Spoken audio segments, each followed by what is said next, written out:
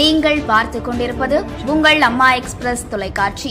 தமிழக சட்டப்பேரவை தேர்தல் களம் 2026. தமிழக முதல்வர் நாற்காலி யாருக்கு?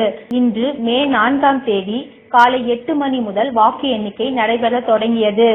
முதலில் தபால் வாக்குகள் எண்ணப்பட்டிருக்கிறது. முதல் சுற்றிலிருந்தே தமிழக வெற்றி கழகம் ஏறுமுகமாகவே இருந்து வருகிறது.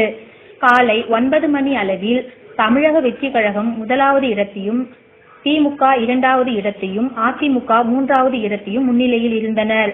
ஆனால் 10 மணி அளவில் அதிமுக திமுகவை 3வது இடத்திற்கு தள்ளி 2வது இடத்தை பிடித்தது. தற்போது நிலவரப்படி தமிழக வெற்றி கழகம் 107 தொகுதிகளிலும், அதிமுக 67 தொகுதிகளிலும், திமுக 60 தொகுதிகளிலும் முன்னிலை வகிக்கிறது.